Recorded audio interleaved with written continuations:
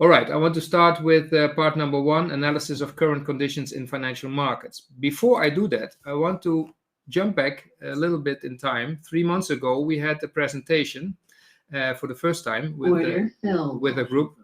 Excuse me, this is the name of trades that are running. My computer is still executing trades and I cannot switch them off because otherwise I lose money. And I want to earn some money tonight. So the trades will sometimes make some noise.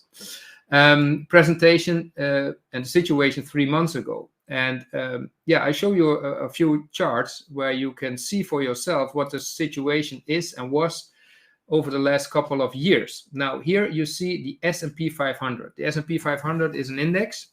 It's basically the 500 biggest companies in the US, listed companies in the US. And you can judge a market based on a valuation. A valuation is something like, for instance, how much money a company makes, and then how much you pay for the share or for the stock if you buy this company on the stock exchange. So we used to have something like a price earnings. So you have the price that you pay for the stock and you have the earnings. And once you divide that in the correct way, you get an idea of what you pay once you buy a stock. Now, of course, investing is not only about stock market, but stock markets are one of the most famous one, and it's also the one that most people work with, and I myself work with them as well, of course, for many, many years.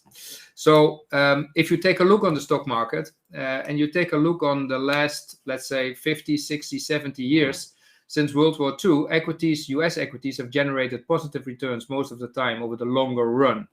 Now you have something which is called the bull market, a market that goes up, and you have something that is a bear market, is a market that goes down. Now, first question to you. It's maybe an idea. Have you any idea why a bull market is called a bull market? All right. Well, anyway, if you see this, sorry, something went wrong with this chart. But in what you can see here is the so-called Shiller PE ratio. And I showed that one 3 months ago, and I told the people, the audience at that time, that the market is quite I would say overvalued, okay? And if you put the PE ratios in historical perspective, so if you judge where we are right now, I show you here a long-term average, okay? So if you take a long-term average, what we used to pay in the stock market as far as PE is concerned, so the profits and the prices on the stock exchange, then you can see that the average would be like 15, 16, something around that number. Now, I'll let you guess where we are right now. I'll let you guess where we are right now. Well, right now we are anywhere, so in this high-end region. So quite high for now, and definitely it was not a cheap environment. And it's also a little bit maybe talking about what the situation currently is. I will tell you a little bit later as well. Now, first of all, what we had 3 months ago, that sentiment was extremely positive. Okay, you can measure that. And the sentiment was okay.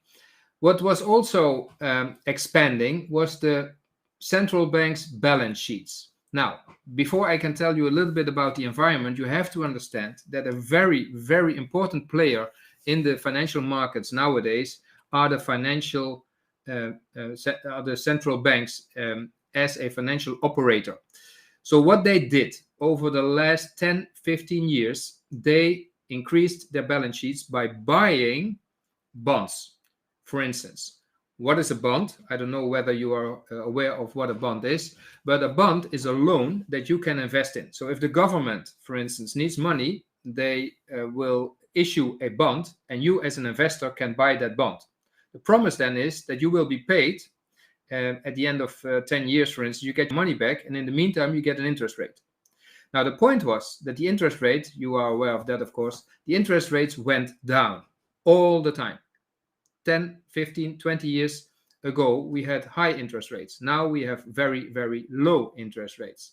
Recently, your central bank, China, lowered the interest rates, and that is something that the central banks in Europe, in Japan, and in the United States did.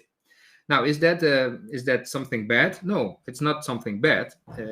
But what they did is they increased the amount of money and this money has to go somewhere looking for return. Now, if you don't get any money on your bank account, if you don't get any interest being paid on your bonds because interest rates are low, then people look for an alternative. Now, why is that important? Well, simple, because a couple of months ago, the central banks were still flooding the market with more money. They were just printing money. Now, until a few weeks ago, basically, the central banks said, okay, it's all right, everything is under control. But now, you might have heard about the word inflation, and inflation is running hot. Prices are going up due to COVID, due to bottlenecks in the economy, due to all kinds of incidents, not enough chips. A lot of companies have a problem and prices are rising. Whether it's commodities or something else, everything is going up, up, up. Now, if everything is going up, up, up, that means that your purchasing power, your money is going down, down, down, because you have to compensate your inflation. You have to compensate the loss of your purchasing power. How do you do that? Then you have to make a return. Now, if you have a certain amount of money and you lose 5, 6, 7% on inflation running hot, that means over time, if you do nothing with your money, if you do not invest, if you do not compensate the inflation rate, that means that your purchasing power will be 30%, 50% less in maybe 10 years' time from now. So this is the big problem for a lot of people. So you need to invest somewhere, somehow. Now, a lot of people did that in, for instance, real estate. Now, we all know the story about Evergrande, but if you take a look in Europe and the United States, a lot of people bought real estate. Now, that was going up, up, up, like everything was going up, up, up. Now, the point is now this, that the central bank now has to take action because inflation is running hot. And if inflation is running hot, that's a big enemy for basically all of us, except for the ones who have a lot of debt. And guess who has a lot of debt? Indeed, the countries. And for instance, also the central banks, they own a lot of debt because they bought these bonds, these loans. Now, for them, it's okay. But on the other hand, they need to guard also the economy running okay. So now they told us a couple of weeks ago, they said, okay, we have to maybe raise interest rates. Now, if they have to raise interest rates, that means that an important driver of this bull market over the last 10, 15 years is suddenly changes its course. Now, if interest rates are going up, up, up, that means that, for instance, bonds are going down, down, down. So the value of a bond goes down when interest rates are going up. So everybody who owns bonds has a severe problem.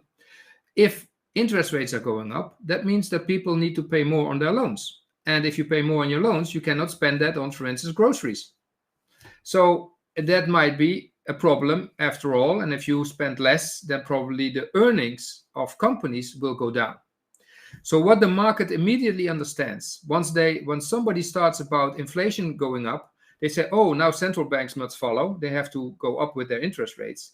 And if that's going to be the case, then probably future earnings of companies will probably go down. Now, this is the situation where we are right now. Actually, tomorrow evening, the Central Bank of the United States, the Fed, they will make a decision on whether they're going to increase the interest rates, yes or no. Now, the market already thinks they will increase interest rates this year for probably 3 or 4 times. That's not the end of the world, but it's maybe the end of the bull market for the moment. And what we see right now currently is that the bull market is under pressure. So stock markets are going down quite heavily, and especially the big companies that were the driver when the market went up, up, up. So we had a few big companies, the well-known names like the Apple, the Google, the Facebooks, all these big companies, the Microsofts. These were the ones that were especially in favor of investors for the last couple of, let's say, years. Now, I will tell you a bit more about that. I will show you some graphs, and I will explain to you what the impact might be. I already told you about PE. This is an important number. The PE is the price earnings. Okay, this is the amount of money you pay when you buy a stock. Okay, Now, in the Nasdaq index, there are a lot of companies with big technology. They have growth, and this is fine. However, you pay a lot. Basically, you pay a lot for a company with a growth story. If, however, interest rates are going up, this might impact the amount of money that people are willing to pay for a growth company. And it might be interesting for instance, for companies that are called value companies that don't grow too much, but are very stable companies. And that might be more interesting to put your money into that category. I come back to that later. For now, it's important to understand that rising interest rates have a difficult impact than falling interest rates. Like that's what we had for the last 10, 15 years.